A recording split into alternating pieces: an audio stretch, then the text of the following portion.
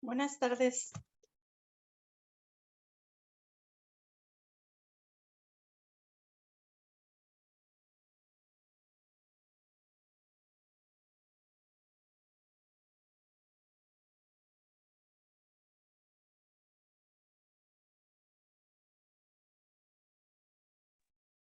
Buenas tardes, muchachos, ¿cómo están? Buenas Buenas tardes, tardes, profe. maestro. Buenas tardes, ¿sí se escucha bien? Sí, maestro. Muy bien. Bueno, chicos, vamos a trabajar el día de hoy con el tema de las cuentas por cobrar. Es la nueva, digamos, la nueva NIF que tenemos que estudiar de acuerdo a la estructura, que es de la NIF C1 a C8, como hemos comentado. Y estuvimos viendo, pues, la NIF C1 y la C2 de manera general, ¿no? La 1, pues, básicamente corresponde al efectivo y sus equivalentes de efectivo. La 2, ¿qué fue lo que vimos? Instrumentos financieros negociables por cobrar y por vender e instrumentos financieros de principal e interés como tal, ¿no? Ahora vamos a abordar el tema de las cuentas por cobrar, el rubro que representa la tercera parte de los activos, vamos a decir, ¿no? Y es uno de los activos más delicados de una entidad. ¿Cuál es el objetivo de una cuenta por cobrar, muchachos? Por ejemplo, ¿qué es una cuenta por cobrar o qué entienden ustedes por una cuenta por cobrar?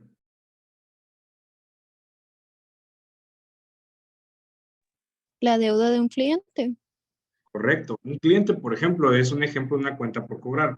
Le proveo o le vendo mercancía a crédito, ¿no? Eh, Aquí viene otra pregunta muy importante. A su consideración, ¿ustedes creen que son buenas o son malas las cuentas por cobrar para una entidad?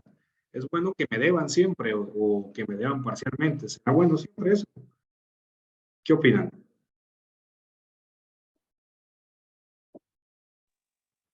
Yo creo que sí son buenas. Son buenas desde un punto de vista y perspectiva, ¿no? ¿Alguien difiere o alguien quiere complementar, muchachos, el comentario de Vanessa, que sería de mucha utilidad para poder hacer un consenso? Si no, ahorita preguntamos. A ver, ¿quién responde? A ver. Gerania, ¿está Gerania? Sí, profe. Hola, Gerania, buena tarde. De tu consideración, ¿crees que las cuentas por cobrar son buenas, son malas, son regulares? ¿Qué opinas? Pues yo opino que son buenas. Que son buenas, ¿no? Bien, de un lado son buenas y del otro lado básicamente pues no son tan buenas. ¿A qué entidad, por ejemplo, le gusta que le deban? Pues a ninguna. Básicamente los flujos de efectivo se comprometen a generar cuentas por cobrar. Y eso de alguna u otra manera pues limita un poco tu capacidad operativa y tu capacidad de flujo. ¿Para qué? Pues para que le puedas pagar a tus proveedores, a tus empleados, para que puedas utilizar ese dinero para reinvertir, perdón, comprar inventario, entre otras cuestiones como tal, ¿no? Por otro lado, son buenas en el sentido de que me generan una ventaja competitiva contra mis competidores. A lo mejor yo sí genero crédito o les doy ese beneficio de crédito, siempre y cuando pues me compren a mí de manera exclusiva, comparado con otro mercado que pueda tener en particular, ¿no? Esas son las bondades y digamos las desventajas a grosso modo de una cuenta por cobrar. Para mí, yo lo veo desde una perspectiva mucho más fría. Vamos a decir que es un mal necesario, ¿no? A nadie le gusta que le deban porque va a representar que, muchachos, el que se deba, ¿qué representa para una entidad? Si tú le prestas dinero a alguien, ¿qué es lo que va a representar eso?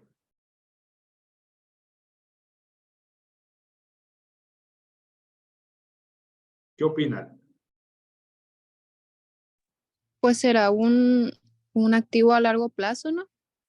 Puede ser que se genere un activo a largo plazo. Otra cuestión muy importante y particular es que hay un riesgo de que no te puedan pagar en algún momento una cuenta por cobrar. Sí. Sí, ese es el principal tema, ¿no? Por eso lo ponemos en perspectiva y en balance y de un lado decimos, bueno, son buenas en el sentido de que pues me dan cierta ventaja competitiva, pero de otro lado pues no son tan buenas porque representan riesgo. Aparte de riesgo van a representar de alguna u otra manera limitaciones con mi flujo de efectivo, ¿no? Por lo tanto no hay que perder de perspectiva esta situación y hay que ponerlo en una balanza, ¿no? Dependiendo de qué es lo que queramos y qué es lo que buscamos con la empresa, alinearla a su marco filosófico, ¿sí? Bien, aquí vamos a ver básicamente un concepto de las cuentas por cobrar. ¿Qué es básicamente? Desde una perspectiva teórica, es un derecho exigible de la entidad al cobrar una contraprestación, a cambio de la satisfacción de una obligación a cumplir que se origina de la venta de bienes o prestación de servicios. Bueno, hay una reciprocidad aquí en esta relación, ¿no? Por un lado, tengo el derecho de cobrar a quién, pues a mis clientes o a mis deudores, ¿no? Si yo les doy una contraprestación en un bien o un servicio, pues estoy obligado, o están obligados más bien a pagarme. Yo genero ese derecho como tal. ¿Cuál es el medio natural o el medio orgánico por el cual yo puedo recuperar una cuenta por cobrar? Pues por los días de crédito, ¿no? En los cuales nos comprometemos a recibir y pagar ese efectivo por parte de una entidad a la cual yo le di fiado o le di a crédito, vamos a verlo de esa manera, ¿sí? Y esta a su vez me tiene que pagar en ese plazo o antes de ese plazo. Si no, pues ya me voy a un modelo de cobranza extraordinario, ¿no? El cual puede implicar mayores gastos, mayor desgaste y probablemente en algún punto una cuenta incobrable, ¿no? Y para eso una entidad, pues de alguna u otra manera, no le beneficia en nada en lo absoluto, ¿no? Pero bueno, es un mal necesario desde una perspectiva muy fría que tenemos que brindar a los clientes para una solución integral y estratégica de negocios, ¿sí? Bien. Para esto que les decía ahorita, de la incobrabilidad y de ciertos efectos que en los cuales yo no voy a poder recuperar una cuenta por cobrar, las entidades están obligadas a realizar ciertas estimaciones como tal. Esta estimación se consideran estimaciones para la incobrabilidad. ¿En qué se basan estas estimaciones? Pues se basan básicamente en la perspectiva, en la propia experiencia y en el análisis y juicio de las personas encargadas del departamento de cobranza de una entidad. Llámese el contador propiamente, llámese el gerente de crédito y cobranza, o llámese también pues, el director o quien tenga la toma de decisiones como tal, ¿no? Y es importante hacer esta previsión, esta estimación, porque de alguna otra manera, por más seguro que estés y hayas hecho un análisis de riesgo de las cuentas incobrables o de las cuentas por cobrar, en algún momento alguien te va a dejar de pagar. ¿Por qué situación nos pueden dejar de pagar? Uno, pues básicamente, pues por simple, digamos, omisión del cliente, ¿no? Dos, que la empresa a la cual yo le vendía crédito, pues tenga problemas muy serios financieros, ¿no? Tercero, pues, ¿qué puede ser también? Que la empresa desaparezca, que la empresa haga malos manejos y de alguna u otra manera comprometa ese recurso y pues nunca me llegue a las arcas de la entidad, ¿no? O a bancos. Bien. ¿Nos queda claro hasta ahí, muchachos, este tema?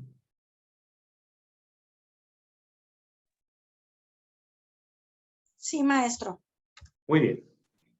Entonces, ya identificamos que es una cuenta por cobrar.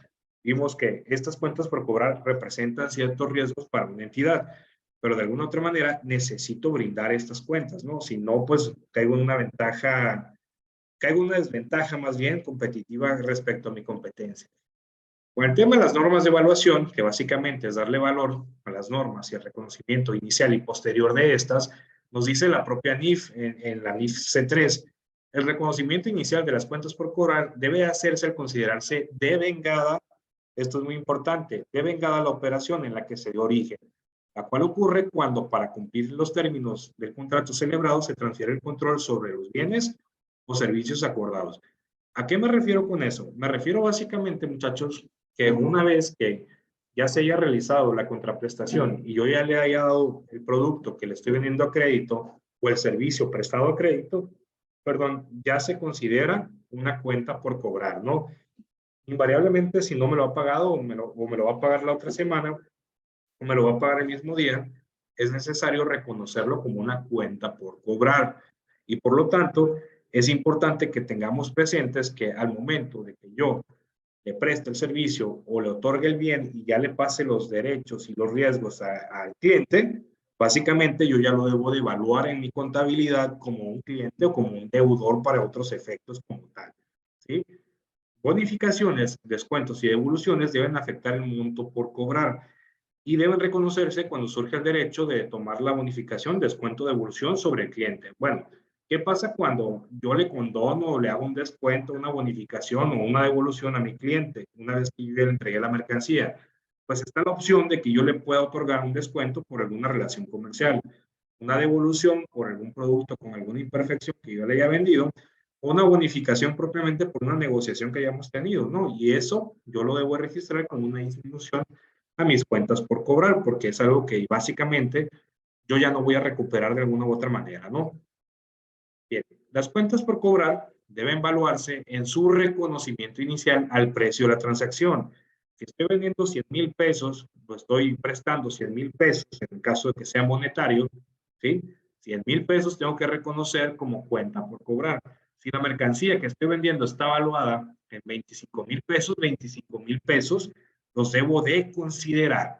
Sin olvidar lo que viene a continuación, muchachos. Dice, las cuentas por cobrar también deben incluir, en su caso, importes por cobrar al cliente derivados de la transacción, tales como impuestos y derechos trasladables al cliente. A ver, ¿qué impuesto yo le cobro a mis clientes, muchachos? Inherentemente por una venta de mercancía. El IVA. El IVA. Entonces, las cuentas por cobrar es el valor de la venta más el IVA también. ¿Sí? No hay que perder de perspectiva esa situación. Es importante que lo tengamos en mente, ¿no? Cuando genera una cuenta por cobrar, no puede ser el subtotal. Es el subtotal, es decir, la venta más el IVA. Ese es el total de una cuenta por cobrar. Vamos a verlo de esa manera, ¿no? Bien.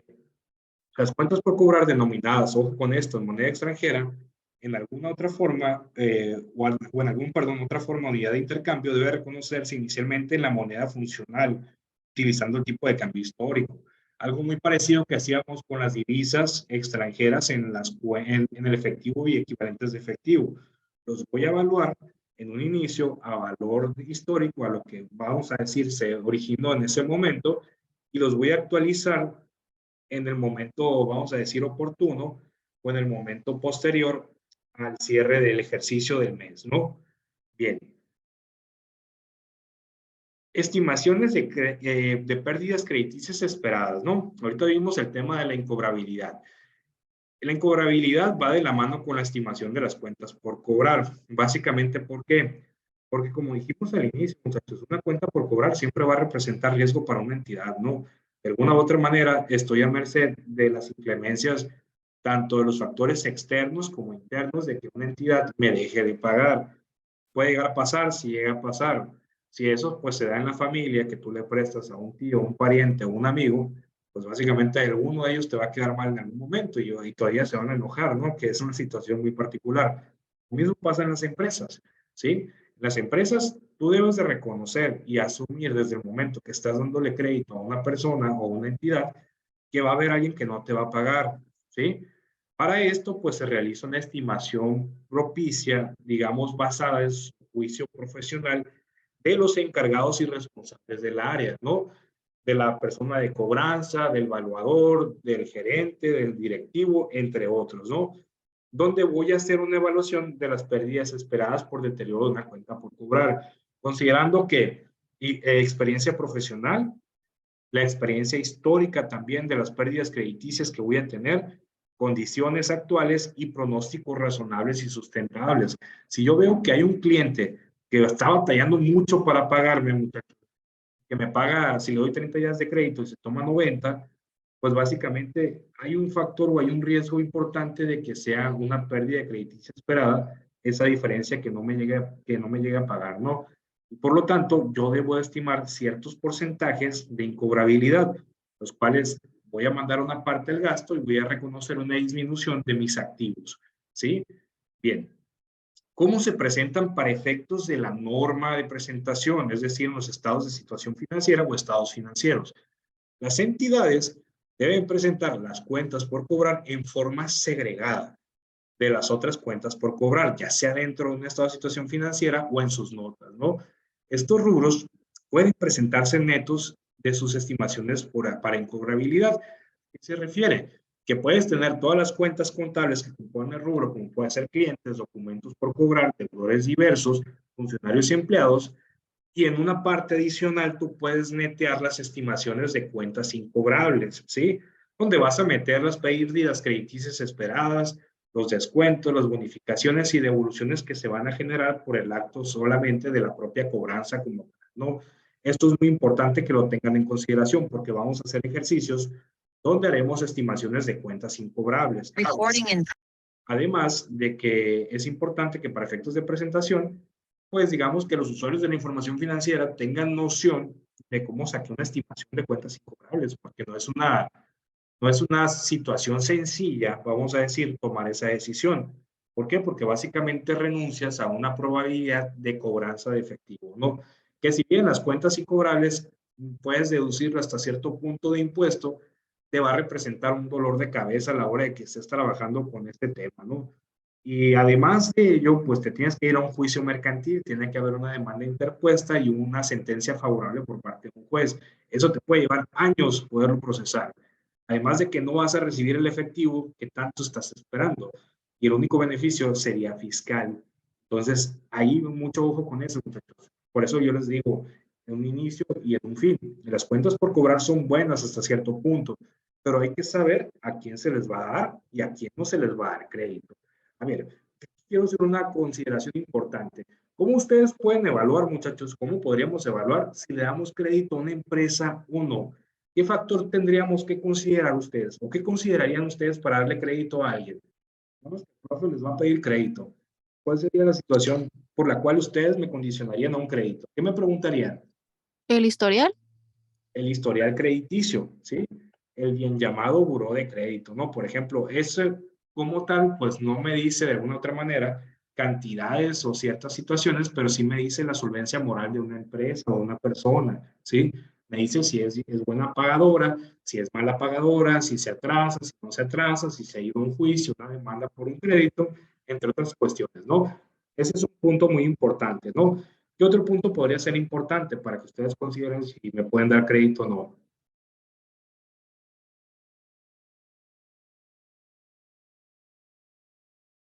¿Qué podrían pensar ustedes, muchachos? La cantidad de ingreso. La cantidad, mi situación financiera, ¿no? Me tienen que estudiar, tienen que hacer una evaluación de mi situación financiera al momento de pedirles crédito. ¿Cómo? Pues me van a pedir mis informes financieros o mi información financiera. Profe, pásame la información para ver si le puedo dar crédito, aparte de su solvencia moral, que la voy a medir con buró, una consulta buró, ¿no? Con esa información, ustedes van a hacer un perfil transaccional sobre el cual van a decir si me dan crédito, si no me dan crédito, si me dan una cantidad estimada, si no me dan la cantidad que yo les estoy solicitando, ¿no?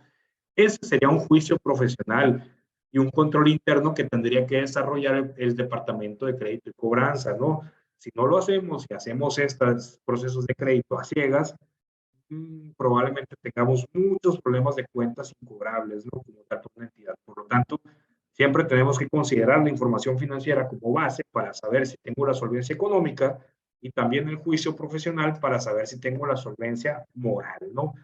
Aparte de buró y aparte de información financiera, ¿cómo creen que pueden saber ustedes si pago bien, si no pago? ¿Qué otra cosa podemos tomar, muchachos? Cuando van a pedir crédito a Coppel, ¿qué les piden? La parte de su domicilio, sus generales, sus ingresos. Dame, ¿qué te dicen? Dame dos referencias. ¿Les ha tocado que les piden eso?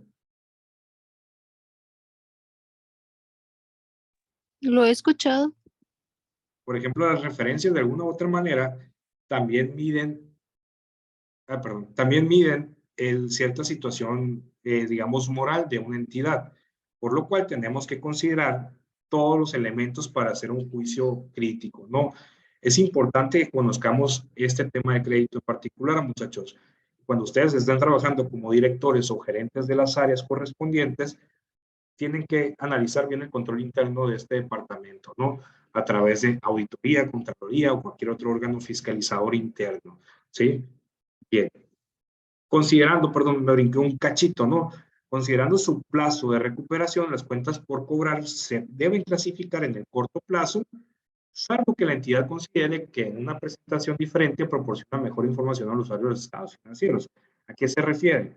Pues básicamente las cuentas por cobrar siempre son dentro de un año, ¿no? Salvo que le hayas prestado cierta cantidad de efectivo o algún bien con una condición pactada mayor a un año, que es algo que también se ve difícil en un panorama de una entidad comercializadora que aguante más de un año sin que le pagues, ¿no? Entonces, generalmente siempre vas a ver cuentas por cobrar en el corto plazo. Si hay alguna que sea a largo plazo, pues la tienes que separar y la tienes que mandar propiamente a la porción del activo a largo plazo. ¿Ok? Bien. Deben considerarse como cuentas por cobrar a corto plazo, ¿no? Lo que estábamos viendo ahorita, ¿sí? Normas de presentación, muchachos. Dentro del estado de resultados integral, la entidad debe presentar en rubros que forman parte de la utilidad neta. Ojo con esto, ¿qué debo de presentar en resultados? Bonificaciones, descuentos y devoluciones, ¿no? Que propiamente depende del sistema de inventarios que utilicemos. Si utilizamos el sistema de inventarios perpetuos, pues van a verse reflejados todos estos temas en la cuenta de ventas ya disminuido, ¿no? El importe de las fluctuaciones cambiarias originadas por la conversión de las cuentas por cobrar en moneda extranjera. Recuerden que puedo tener cuentas por cobrar en monedas extranjeras y el efecto de la fluctuación cambiaria debe de afectar a mi resultado, ¿no?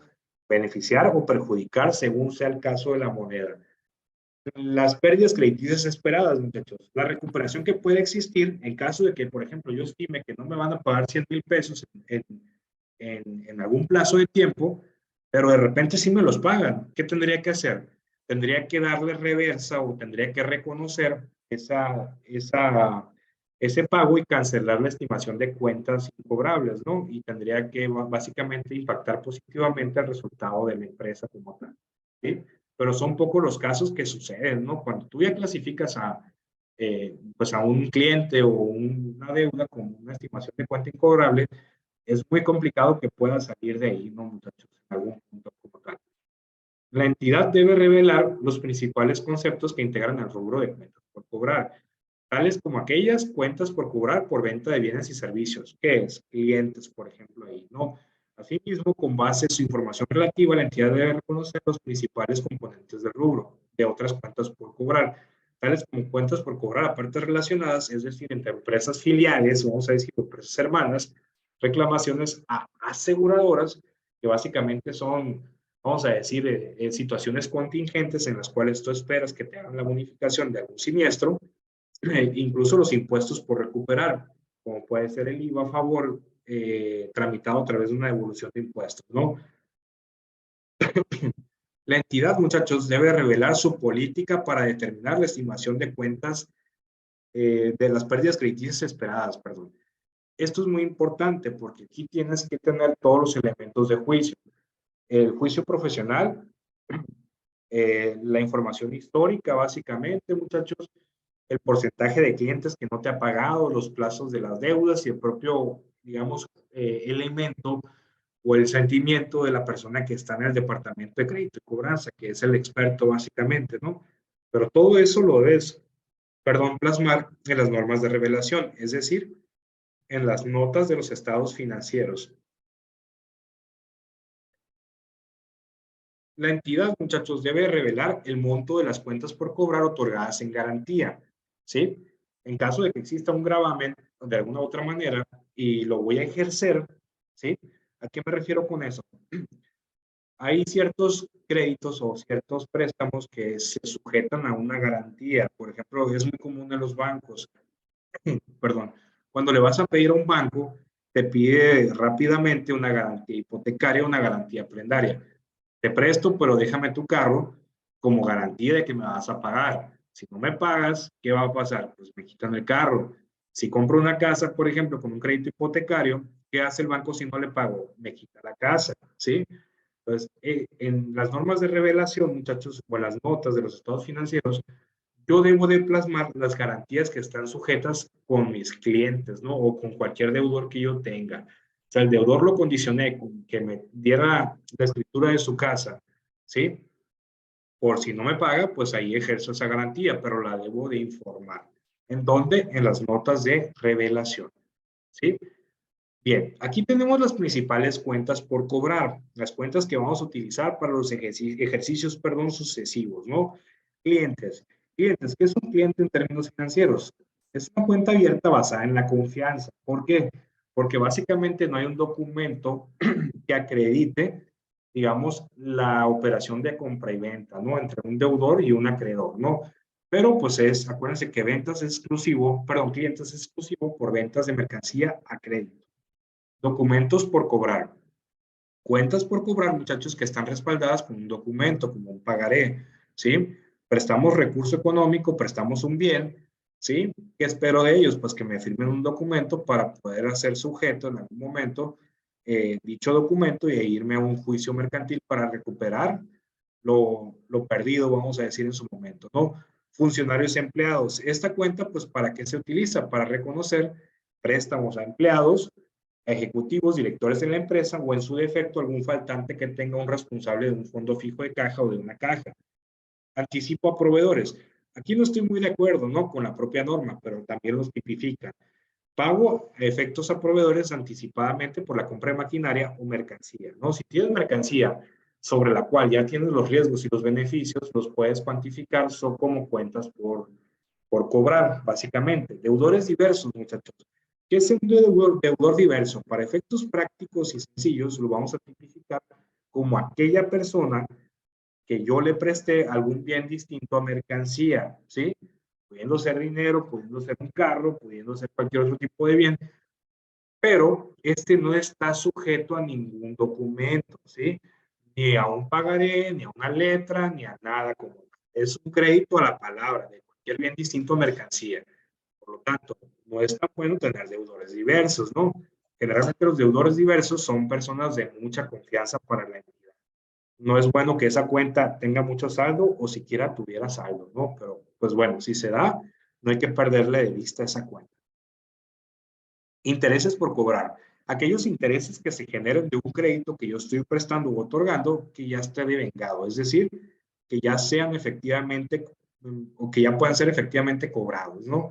Impuestos a favor, que puede ser, por ejemplo, el IVA acreditable, que yo lo haya pedido a través de una devolución generado por un pago en exceso. ¿A qué se refiere un pago en exceso? Que tengo más IVA acreditable que IVA por pagar, por así decirlo, ¿no? De una manera muy sencilla, ¿sí? Bien. Aquí ya lo platicamos ahorita, ¿no, muchachos? ¿Cómo se determinan las cuentas incobrables? Y básicamente las pérdidas crediticias esperadas, ¿no? Me pasé hasta esta diapositiva porque aquí está el tema medular, ¿no? Para poderlo sintetizar. ¿Qué son los criterios que tiene que utilizar la persona de crédito y cobranza, el director o el contador o el encargado de esta área, que es importante, ¿no? Aquí vienen algunos elementos para que lo puedan considerar y lo tomen en consideración para las siguientes evaluaciones y tareas, ¿no? Áreas geográficas socioeconómicas, ¿no? Bueno, ¿qué es lo que estás prestando y a quién le estás prestando, ¿no? Porque, por ejemplo, hay créditos que son básicamente para todos, como un crédito Coppel o un crédito de Electro, ¿no? Que básicamente le prestan a todos, a todas las clases socioeconómicas, ¿no? Pero con un alto riesgo y por eso cobran mucho interés. Pero si tú tienes productos que son de cierto nivel o cierto lujo, por ejemplo, como pueden ser autos deportivos, pues tú no le puedes prestar o no puedes generarle un crédito a una persona que no tenga la capacidad de pago. Sobre todo, pues que esté en una situación de vulnerabilidad económica y social, ¿no? Eso es un elemento muy importante que tienes que tomar. No limita el crédito, ¿no? Ojo con esto.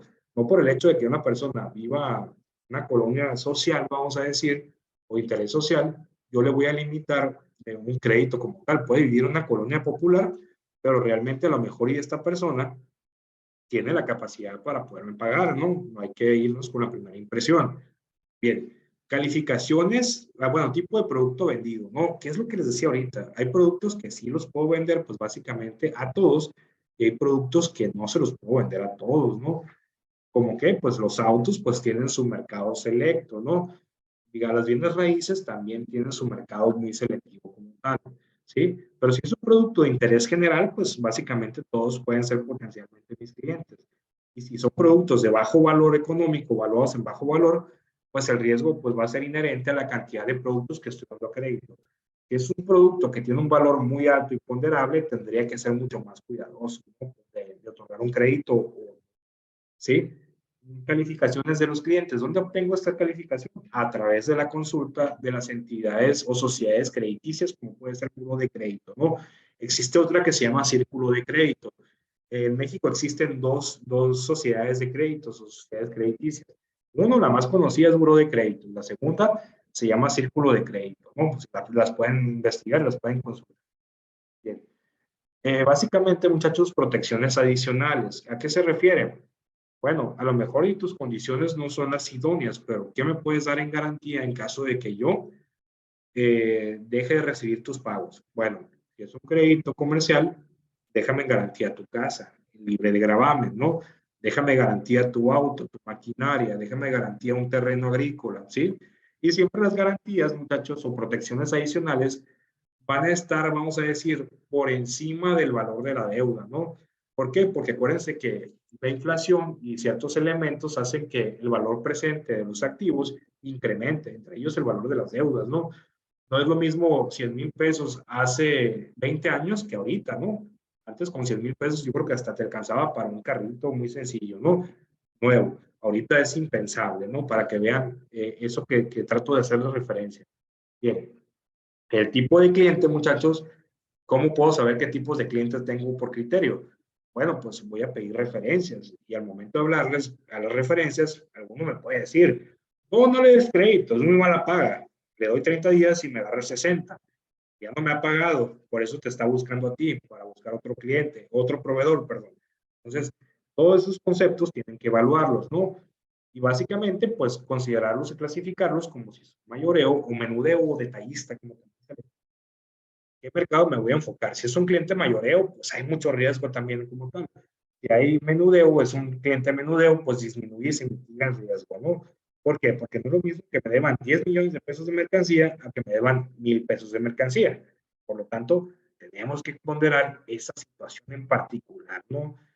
Básicamente, bueno, una de las empresas que más tiene problemas con las pérdidas crediticias esperadas por las cuentas incobrables, pues es esa que viene en la imagen, ¿no? De esta presentación, porque básicamente sus criterios son un poco más laxos por el mercado y la área geográfica que ellos quieren abarcar.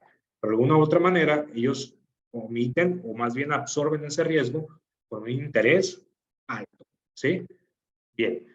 ¿Cómo se registra? Pongan mucha atención aquí porque de aquí desprende un asiento contable que vamos a hacerlos en los sucesivos, ¿no? De hecho, va a haber una tarea práctica de esto. Cuando la administración considere, pongan atención aquí, nula la probabilidad de cobro de una cuenta por cobrar, debe dar de baja en el valor neto en los libros de la misma. Es decir, debo de cancelar, ¿sí? Básicamente, muchachos, o debo disminuir el valor de las cuentas por cobrar. ¿Cómo lo voy a hacer? Con la cuenta de estimación de cuentas incobrables. Es una cuenta de activo, pero naturaleza acreedora. Es decir, su efecto es disminuir los activos, ¿no? Y básicamente voy a reconocer en el estado de resultados como un gasto de venta esa cuenta incobrable. Es decir, si yo ya sé que no voy a recuperar 10,000 pesos, vamos a hacer el asiento de la estimación de cuentas incobrables. Cargo 10,000 pesos a ventas y abono la estimación de cuentas incobrables, otros 10,000 pesos, ¿no? Para que me quede el asiento contable. Esta información se las voy a compartir para que ustedes puedan tener este marco de referencia, ¿no? Para las cuentas por cobrar que vamos a analizar. Bien, hasta aquí les pregunto, ¿tienen alguna duda o algún comentario, muchachos? Traté de hacer lo más sintetizado posible esta información para no irnos tanto con teoría y darle un poquito de prioridad y soltura a la práctica. ¿Tienen dudas? No hay dudas, maestro. Ok, Luisa. ¿Los demás, muchachos? Todo bien, Todo bien, profe. Correcto, muchachos. Por ahí les debo la grabación del día de ayer. La verdad, tuve algunos contratiempos. La voy a subir junto con esta presentación. Les voy a dejar una tareita práctica de cuentas por cobrar. Como tal, no van a venir cosas que no se hayan visto en las contabilidades anteriores, pero de todas maneras, si en algún punto se les diga atorar un tema en particular, me lo hacen saber y ya resolver, ¿no? Tengan una excelente tarde, muchachos. Les comparto la información y quedo a la orden de ustedes. Cuídense mucho. Igualmente, maestro, gracias. Gracias, maestro. Bye, chicos. Que les vaya bonito. Hasta luego, maestro. Saludos. Saludos.